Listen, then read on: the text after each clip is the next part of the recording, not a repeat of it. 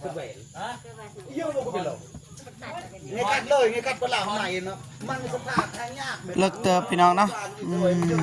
เราประกาศยังไงก็จะเอาไปจุดไรใหม่หมดมันจะโดนยังไงตัวมันโกรธป่ะอันนั้นล่ะ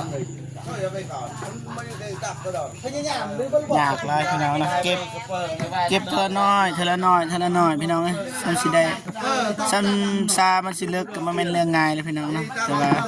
อายคนรอเพิ่นก็ซอยพี่น้องเนาะเฮาให้ซ้ำใดเพิ่นก็ว่าเอาซ้ำนั้นตั้งอยากซอยพี่น้องเนาะพอดีเลยเพราะว่าทางบ้านเพิ่นก็อยากให้ใส่ห้องน้ำพี่น้องพอดีเฮาก็จัดให้เลยพี่น้องตรงกับตามที่บ้านต้องการเลยพี่น้องนะได้บ่ใส่สิไลเอาสิไลนี้พอถึงปานนั้นเพราะว่าอยากหยอกไอ้เจ็บซื่อๆมีการหยอก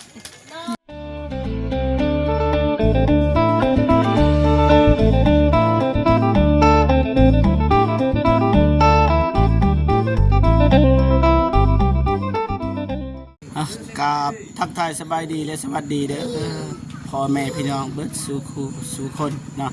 ทั้งในลาวและก็ต่างประเทศเนาะยินดีต้อนรับเข้าสู่2เบาจิ๊บคือเก่าพี่น้องเนาะโอเคไม่ได้ว่าให้พ่อแม่พี่น้องไปเบิ่งไปชมกันว่าฮอดใส่แล้วพี่น้องเนาะไอ้คนรอเพิ่นขุดเพราะว่าเฮากระถ่ายจนฮอดค่ำแล้วพี่น้องเนาะตอนนี้ก็5 โมงแรงพี่น้องเนาะเฮาก็มารอลุ้นกันว่าไอ้เพิ่นขุดได้เท่าใดแล้วพี่น้องเนาะไปเบิ่งนำกันเลยพี่น้องเนาะไป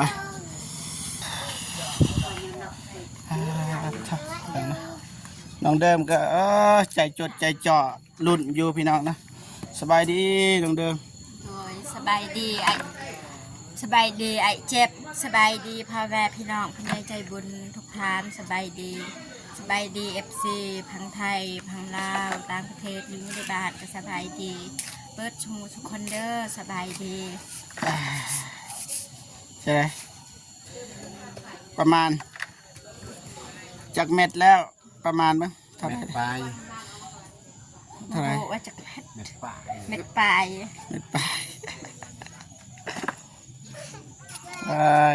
ไก่แล้วพี่น้องนะมารอลุ้นเบิ่งน้ำกันพี่น้องนะนี่สบายดีไอ้สบายดีโอ้เลิกแล้วพี่น้องนะเม็ดปลายเลยสับสิได้2 เม็ดเป็นเรื่องง่ายเนาะทำงานหนักเลยพี่น้อง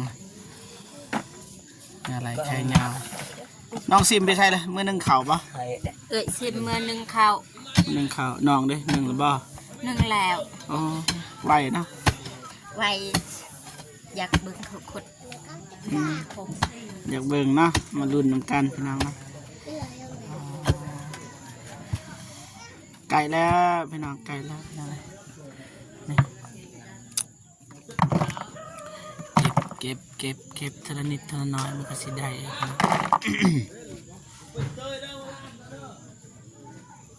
คือนินเสือไว้คุณไม่ยังก็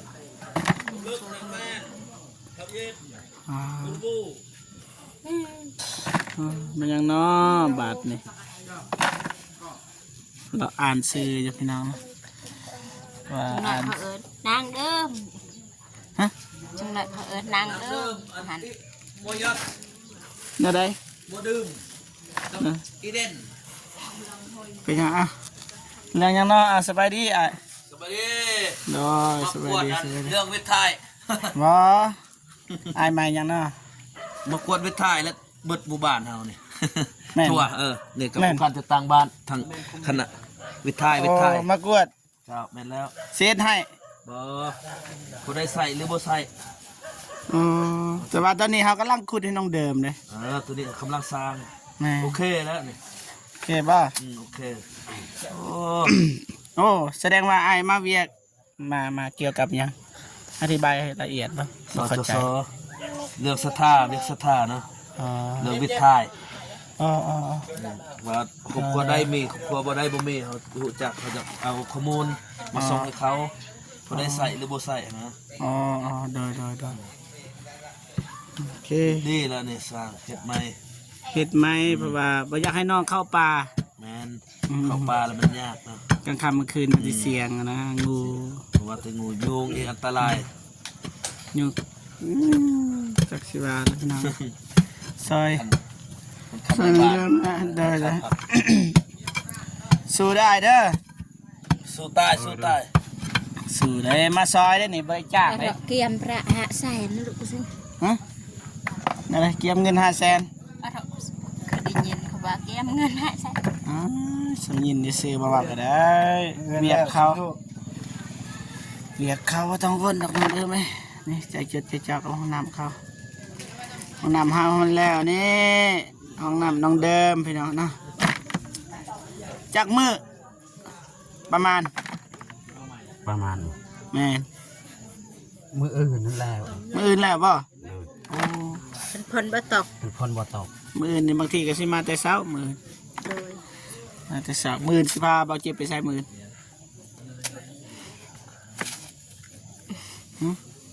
ค่ะไปใส่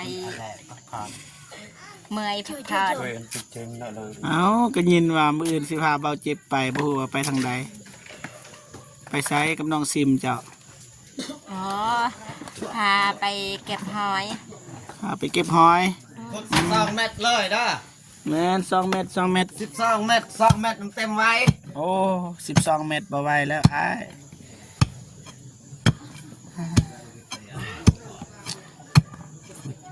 2 เม็ดยอม คันมีรถจกข่อยบ่ยอม 12 เม็ดนี่ยอม โดย คันมีไมโครนี่บ่ยอม แต่2 เม็ดเพิ่นยอม ไอ้คนรอนะคันมีไมโครว่าสิขุด12ขุด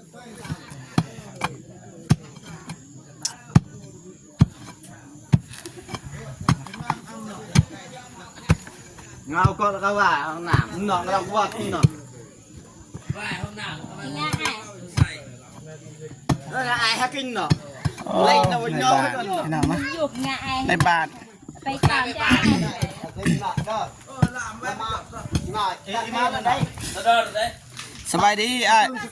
สบายดีเด้อ คณะมาสำรวจวิถีแต่ละครอบครัว เด้อ เกี่ยวกับเรื่องสาธารณสุขนี้เนาะเพราะว่าคันทึ่งที่ต้องเป็นนักให้องค์การต่างๆเพื่อติดตามเบิ่งของบรรดาพ่อแม่ประชาชนผู้ที่นำสายวิถีหรือผู้นำสายเนาะเพราะว่าเฮาต้องได้เก็บข้อมูลมีรายละเอียดเนาะเพื่อให้อยากเน้นหนักให้บรรดาพ่อแม่ประชาชนเนาะให้นำสายวิถีเนาะอัน แต่ นี้ ว่า ว่า น้องเดิมกำลังสร้างอยู่ โดยตัวนี้ก็บ่เป็นหยังเนาะเพราะกำลังก่อสร้างเพราะว่าปี 2026เนาะเดือน12หรือเดือนไอ้ช้างเดือน10บอกเขาสิประกาศอันเมืองทะแตงเฮาหรือแขวงไสกองเฮาหั่นนะหยุดปีการถ่ายซะซ้ายเนาะอันนี้แผนการของอันกระทรวง โอ้แสดงว่าน้องเดิมดีแล้วที่เฮาเฮ็ดให้ แม่นตัวนี้ก็ชมเชยเด้อแต่จะใครเฮ็ดไว้ๆนะเพื่อจะนั่นนี่ทางสถานเมืองนี่สิลงมากวด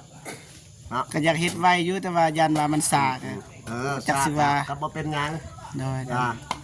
คันว่าแล้วเดือนอันนี้2-3 เดือนนี่เขาก็ลงมากวดได้เลย โอ้ นะ แล้วอยู่คันสั่นแล้วอยู่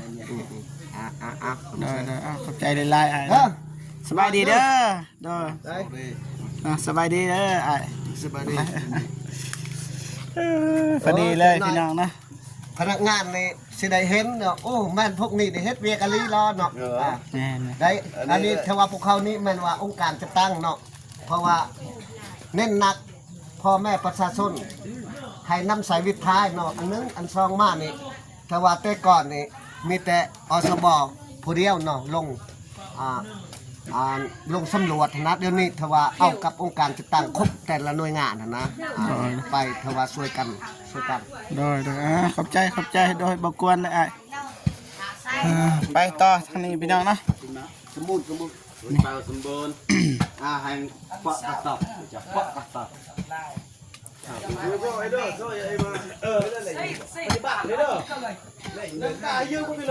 มาเมืองเสียเลยหนาว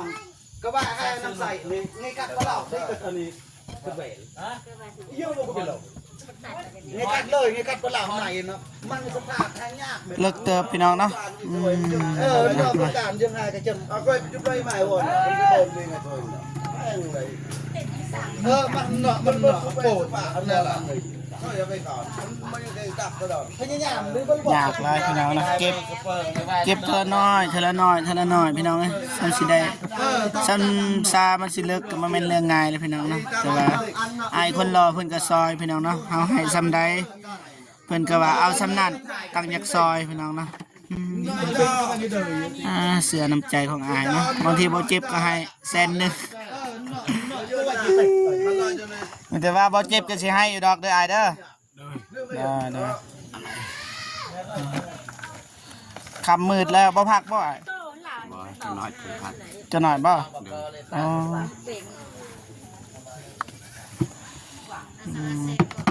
คนช่วยก็ช่วยบ่ไหวแล้วแตกสะสายเลยยังเหลือแต่อายคนรอกับน้องนี้2คนนะ นี่ก็สิเมื่อบาทนะพี่น้องสบายดีเด้อสบายดีพี่อายคนเดิมยันคำกลับบ่แม่นเดินทางปลอดภัยเด้ออายคนรอเด้อมื้ออื่นนี่น่าจะแล้วนะแล้วคันฝนบ่ตกแล้ว คันฝนตกบ่จักสิเว้าแล้ว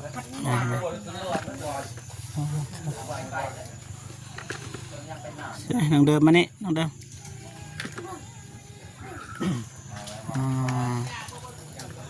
นะซอยนี่เดิมไปจากซีซอยดักผู้หญิงพี่น้องไอ้ป้านี่ไอ้คนรอกับน้องเป็นเห็ดเอามาก่อนเราไปเพื่อสนางแล้วเด้อ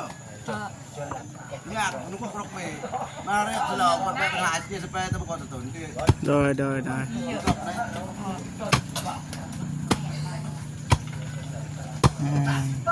ไอ้เป็นว่าเมื่อกี้นี่บอกให้ขี่มันเต็งใส่คันเต็งใส่ครัวอายมันสิยากไอ้เป็นว่าเนาะจังได๋ก็พยายามเมื่อแล้วบ่บ่เจ็บก็สิเมื่อคือกันแหละนะเมื่อก่อนก็ได้ไม่แต่ว่าเครื่องฝากน้ำเฮาก็ได้แล้วสักไหนไว้มันเถอะโอเคนะประมาณนี้นะการอัปเดตห้องน้ำน้องเดิมประมาณนี้พี่น้องนะกับบ่แล้วง่ายมีแต่ว่ามื้ออื่นบ่เจ็บสิมาใหม่มาอัปเดตคือเก่าพี่น้องนะเฮาสิไปเบิ่งว่าฮอดไซพี่น้องแล้วนี่เฮาก็สิวางท่อลงเพราะว่ามีผู้ใหญ่ใจดีนะเอาเงินมาให้บ่เจ็บนะซื้อปอกสิใส่พี่น้องนะบ่ฮู้ว่าราคาเท่าใดมีแต่บ่เจ็บสิไปถามบางทีก็ไปกับน้องเด่นน้องเดิมนี่แหละอยากให้มั่นใจว่าเท่านี้นะสิให้ไปแต่บ่เจ็บก็บ่ได้พี่น้องนะเราต้องไปนำกันให้ฮู้นำกันเท่าใดโอเคพี่น้องเนาะการอัปเดตของบ่เจ็บก็ประมาณนี้พี่น้องเนาะหากว่าบ่ใดผิดพลาดประการใดการเว้าจาบ่สุภาพก็ต้องขอโทษขออภัยนำบรรดาพ่อแม่พี่น้องเบิดสุขสุขคนเนาะก็อย่าว่ากันพี่น้องเนาะใกล้แล้วน้องเดิมใกล้แล้วพอดีเลยเพราะว่าทางบ้านเพิ่นก็อยากให้ใส่ห้องน้ำพี่น้องพอดีเฮาก็จัดให้เลยพี่น้องตรงกับตามที่บ้านต้องการเลยพี่น้องนะได้บ่ใส่สิไล่เอาสิไล่นี้พอถึงปานนั้นเพราะว่าอยากไอ้เจ็บซื่อมีการยอกอีกบ่เจ็บสิเมื่อแล้วเด้มีหยังสิบอกบ่เจ็บเดินทางปลอดภัยเด้อโชคดีไปที่ใดก็ไปฮอดจอดถึงมีคนหักคนหอมเด้อไอ้เจ็บบ่อยากให้คนอื่นหักหอมนะมีผู้เดียวโดยขอบใจหลายๆที่หักน้องเด้อบอกแล้วก็ยิ้มจริงจังเลยเบิ่งจริงจังแต่ว่าให้ FC มั่นใจนะนี่บ่มั่นใจเลย FC เบิ่งว่าอ๋อตัวมาจากน้องเดิมบ่ได้ฮักแท้นะตามเบิ่งฮักบางทีก็ยั่วให้บ่เจ็บเฮ็ดห้องน้ำบ่จักบ่เฮ็ดแบบนั้นดอกยั่วให้บ่เจ็บเฮ็ดห้องน้ำก็แต่บ่เจ็บนี่โอ้บ่ได้แล้วพี่น้องเอ้ยแต่ยานไอ้เจ็บนี่แหละหลายใจนี่ว่าไปยอกผู้สาวบ่ว่าเรื่องนั้นบ่เว้าแต่ว่าบ่เจ็บจริงจังเลยนี่ก็มาคือเอานี่คอยเป็นตามที่ไอ้เจ็บเว้าเด้อได้สอนได้หอยยิ้มเจ้าน้องเอ้ย ละลายแล้วอายนี่ก็ได้นะอายคนรอผักบ่เอ้าเปลี่ยนกันบ่ เปลี่ยน อ๋อ เอาไว้เปลี่ยนกัน หนักหลายพี่น้องเนาะบ่เจ็บก็บ่ฮู้ว่าต้องให้นำใจให้อายเพิ่นเท่าใดพี่น้องเนาะไม่ได้ว่าให้พ่อแม่พี่น้องเม่นมาบ่เจ็บแล้วก็สิเข้าไปอ่านพี่น้องเนาะว่าเฮาบ่ฮู้ว่าเฮาสิจ่ายค่าน้ำใจให้อายเพิ่นเท่าใดพี่น้องเนาะไม่ได้ว่าให้พ่อแม่พี่น้องเม่นมานํกันว่าเท่าใดนะแต่ว่าตอนนี้มีแล้วพี่น้องเนาะนำแม่พิมพ์มาแม่นเงินของแม่พิมพ์โอนให้เบาเจ็บเป็นทีพอยแล้วพี่น้องเนาะแต่ว่าเฮาบ่ฮู้ว่าสิให้เท่าใดพี่น้องเนาะให้พ่อแม่พี่น้องตัดสินนํกันถึงความตั้งใจของอายคนรอพี่น้องเนาะว่าเฮาต้องให้เท่าใดพี่น้องเนาะให้พ่อแม่พี่น้องเป็นคนตัดสินว่าเรื่องการนำใจเนี่ยบ่เจ็บก็บ่จักสิให้พี่น้องเนาะว่าคันถามเรื่องราคาอายเพิ่นว่าซำใดอยากให้อายเพิ่นก็เอาพี่น้องเนาะอ๋อบ่เจ็บก็ขึ้นหนักนอนเมื่อคืนก็จักสิให้เท่าใดนะมีแต่ให้พ่อแม่พี่น้องเป็นคนตัดสินเนาะบอกจำนวนเงินเลย เป็นเงินบาทก็ได้พี่น้องเป็นเงินกีบก็ได้ตัวอย่างว่า FC เป็นคนไทยกับใส่เป็นเงินบาท FC เป็นคนลาวก็ใส่เป็นเงินกีบพี่น้องเนาะโอเคประมาณนี้พี่น้องเนาะ